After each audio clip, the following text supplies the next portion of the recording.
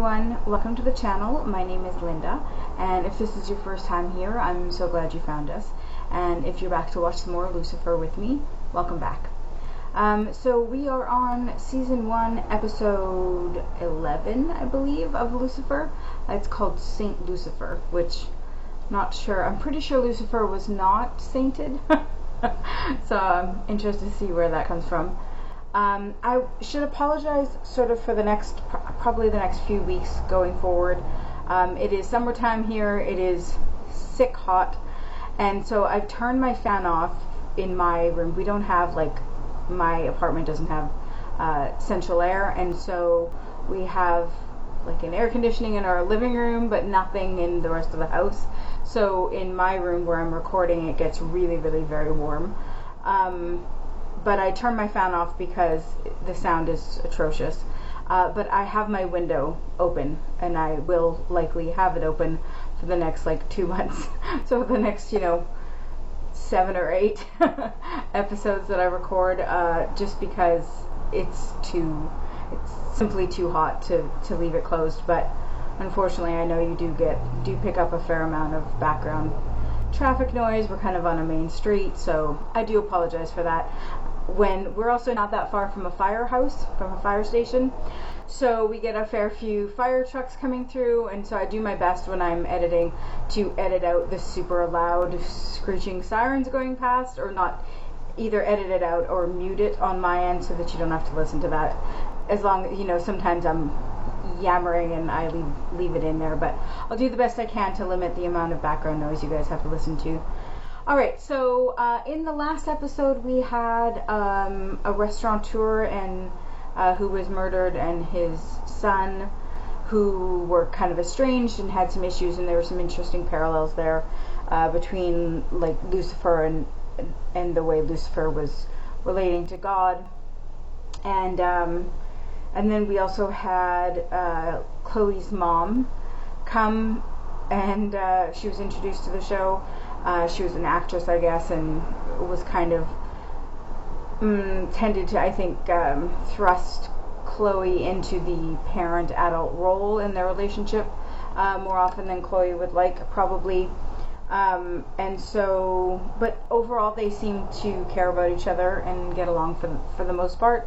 Just there were some issues there. Chloe was frustrated by her mom and her lack of responsibility, I guess. She was trying to dress Trixie up and put her out for auditions and stuff.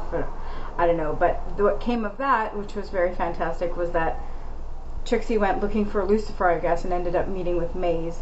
And the two of them became little buddies, which I love. And then at the end, I was going to call her Mazikeen and Maze ended up going to see Linda and asking her if she wanted to go grab a drink and hang out and try to become friends. So that's awesome too. But yeah, and then with Malcolm and Dan, Malcolm admitted that Lucifer was who he was planning on killing, and though Dan hesitated a little, in the end he wouldn't let Malcolm go through with it, but then Malcolm knocked him out. He chokeholded, put him in a chokehold, knocked him out, and then texted Chloe back, because Chloe had texted Malcolm to say that, texted Dan to say that she was interested in giving things a try, and then Malcolm intercepted that and texted her back to say, no, I'm not interested, as though he was Dan.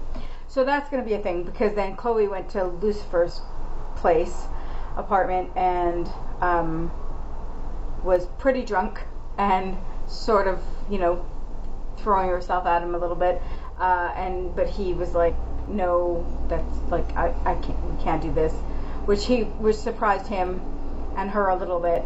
But she kind of passed out before. She seemed okay with the fact that he wasn't going to take advantage of her, which is good.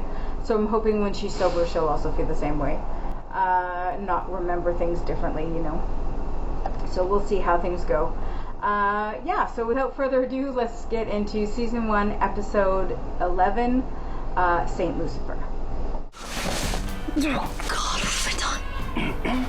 Don't worry, my father's the forgiving sort. We didn't. Oh, did we ever? The heat, the gymnastics. I mean, you had moves that made even the devil blush. No. What, that we didn't do the nasty? We didn't? Nope. Why am I naked?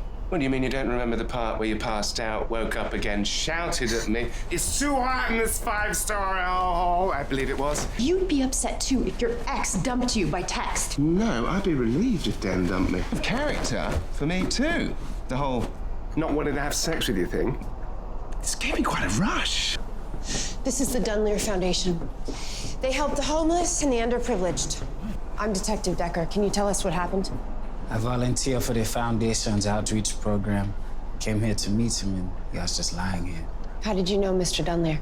He sponsored me to come to LA after the earthquake in Haiti. There was a guy outside. He ran when he saw me. I gave the cops a description. I think he was homeless. What? I just feel quite connected to our victim. Bad boy with a heart of gold. I am everything like Tim. As much as I hate Lucifer, I'm not gonna let you kill him. But you know who would want him dead? Someone who's jealous. Someone who hates the fact that he's clearly got a thing for his ex-wife.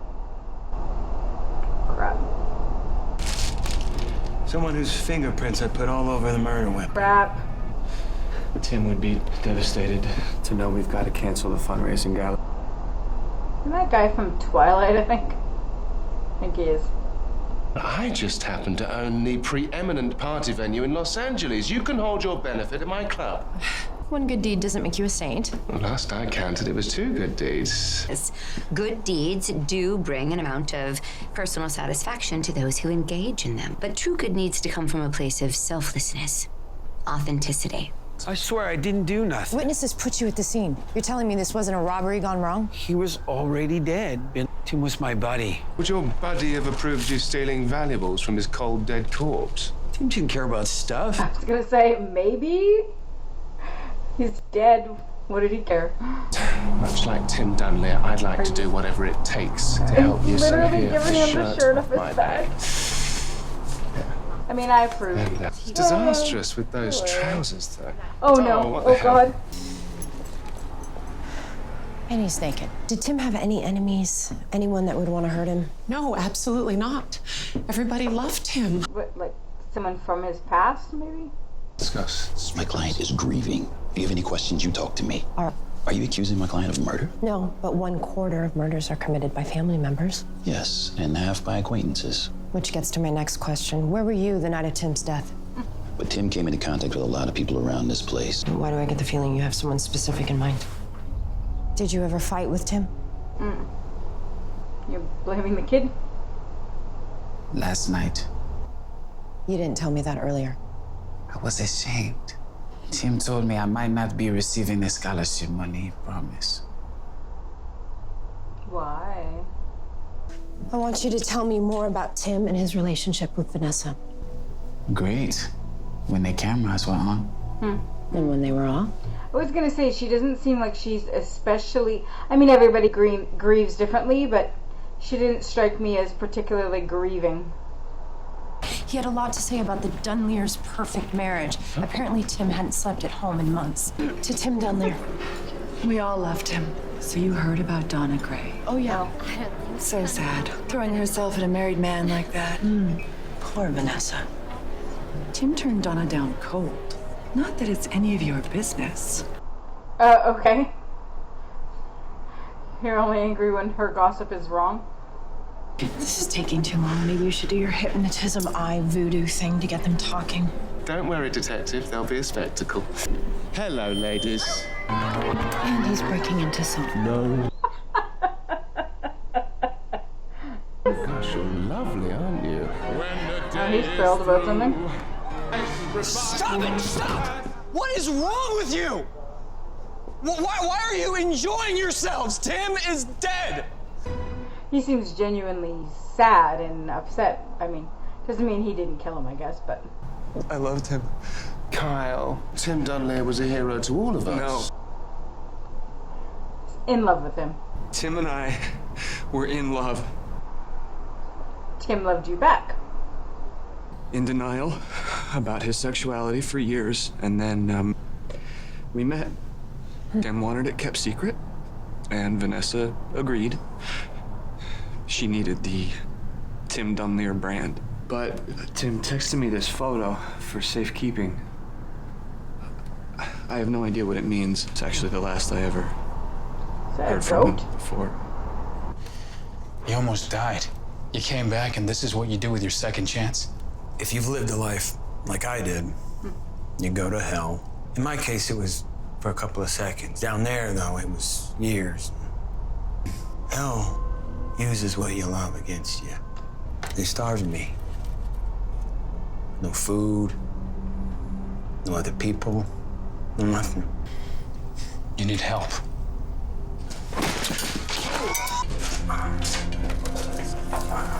What did he take? A fork, maybe, or something? 5-second rule. Ew. That place has cobwebs all over it. I'm Tim Dunlear. Together we can educate Haiti today for their better tomorrow. Oh, okay. So it was maybe one of the places where he was like, opening school and stuff. There's something wrong with it.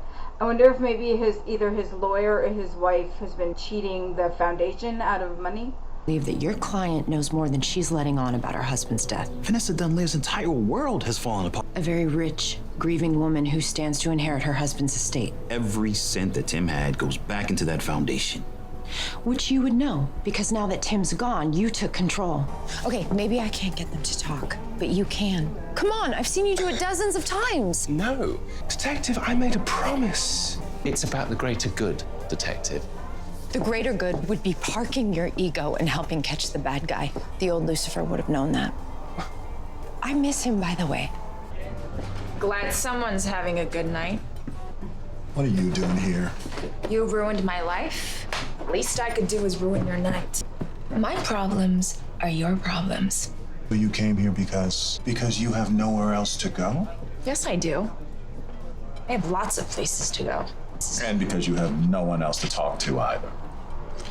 Says the angel sitting here eating a medium rare steak by himself. Leave the bottle. Oh, Maze is making more friends. I looked into a school that was supposed to be built with the Foundation's money in Port-au-Prince. It doesn't exist. I think the money went elsewhere.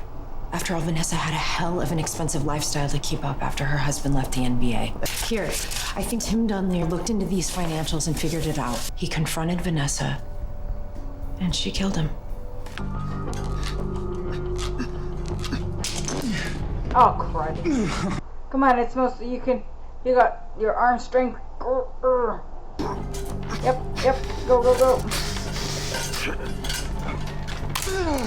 Nicely done. I feel like he's gonna be at the top of the stairs or through the door. Hope you come to your senses. Oh. Depends on who you ask, Mr. Morningstar. I'm here to murder you. Well, okay. I'm sorry, strange, disheveled gunman. Have we met?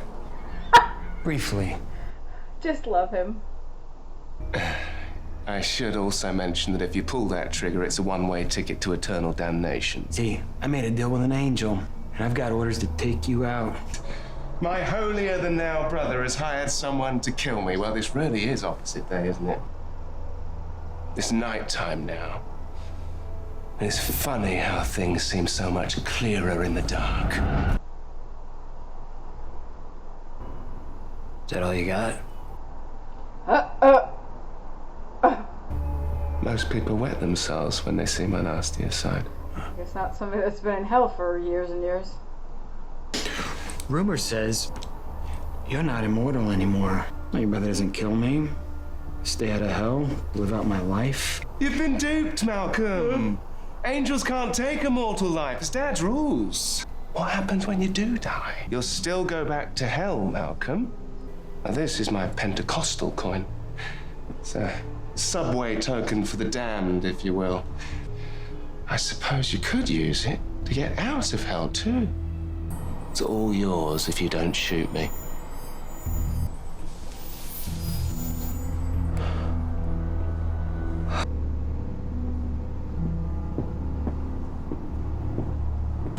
not unusual to be loved by anyone. Who's making out?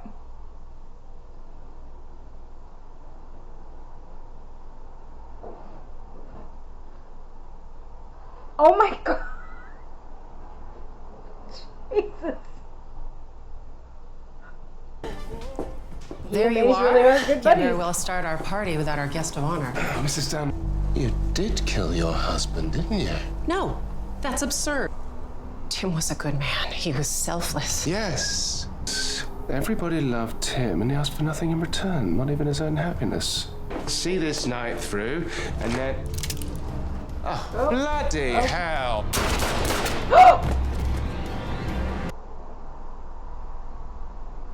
What? Lucifer! Where's Lucifer? Lucifer Oh, Morningstar, boy. where is he? Oh my gosh, what the No, it wasn't Malcolm. Oh! You're alive. What are you doing here? I came to stop Malcolm. He's planning to shoot you. Malcolm? No, this wasn't him. He's taken care of. That sounds like you killed him. How? Well, I made him an offer that he couldn't. You know the line. Can he not be shot then? How do I look? Like you have bullet holes in you. He was going to say a few words, but unfortunately, he's been... Right on time. And what better way to do that than to reveal his killer? Tell them all your nasty desires. We already have everything. How she embezzled money from the foundation. And when Tim found out about it, you killed him. You have no proof? Actually, we do. We have proof of the embezzlement, and that's enough for probable cause. I earned that money. That money should go to me, not those kids. Thank you. You're welcome. I had sex with your brother. I was his inside woman, and now I'm yours. Especially since he just tried to kill me. And this demented socialite. I mean, it's a long story, but I survived. Yeah, that's interesting. Why is it that sometimes I'm immortal, and other times I'm all too human? Yeah, that is a very good question. Oh, that's interesting. What? Seems to be around Chloe. And I think us. Maybe it goes beyond just work. I can let my guard down with you. I don't do that with anyone else. You make me vulnerable. Vice versa. Detective. Bleeding? Mm-hmm. Appears you make me vulnerable too. I'm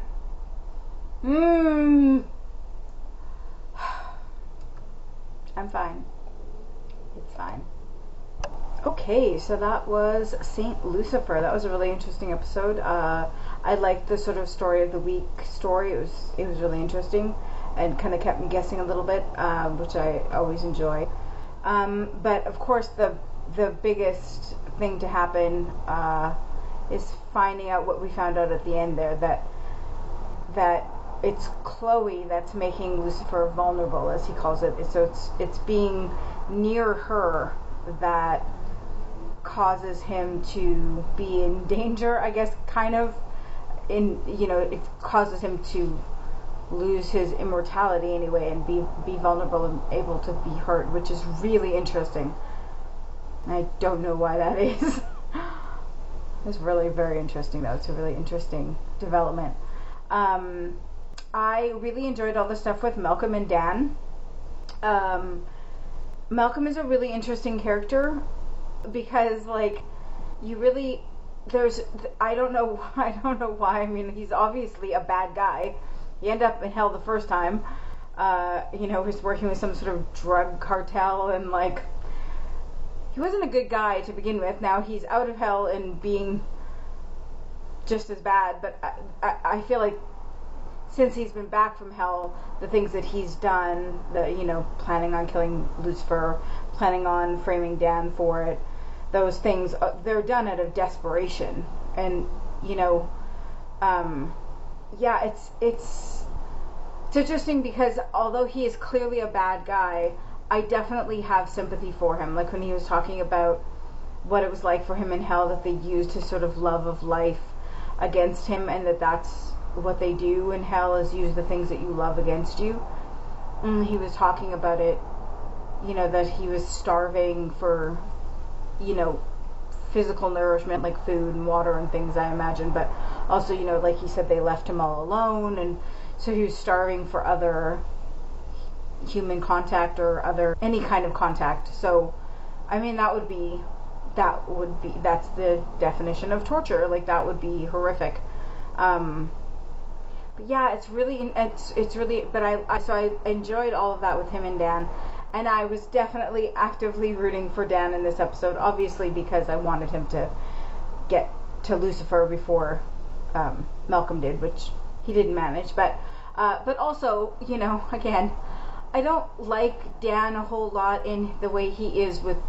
I don't like Dan and Chloe, let me just say that. And he can be really annoying with her, the way he is with her.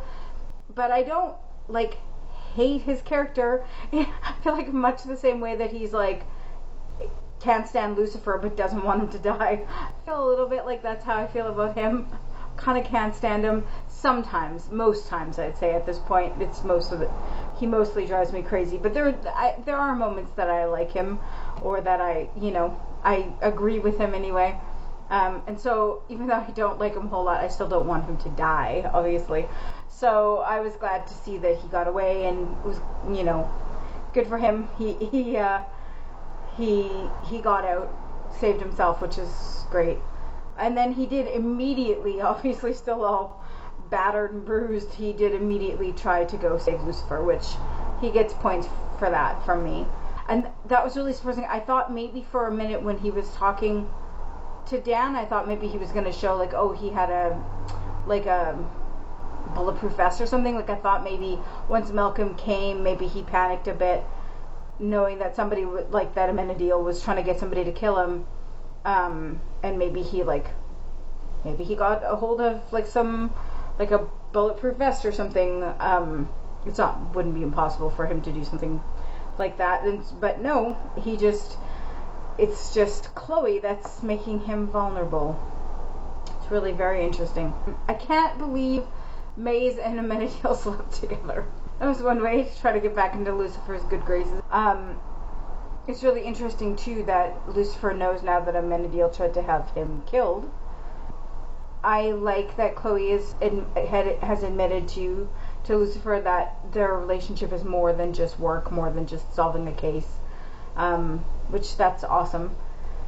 It worries me a little, though, that she's what makes him, like, she's what can get him killed. That doesn't bode very well for them. That's interesting. Really, really interesting. All the connotations of what that might mean. Like, why is that happening only around her? And who is she to him, then, that she's causing this, you know? I am looking forward to the last 2 episodes of the season. If you want full-length early reactions, come on over to Patreon. The link will be in the description below. We have lots of fun over there, and I'd love to talk some more Lucifer with you all. And yeah, hope to see you there. Thanks so much for watching with me, guys. See you next time. Bye.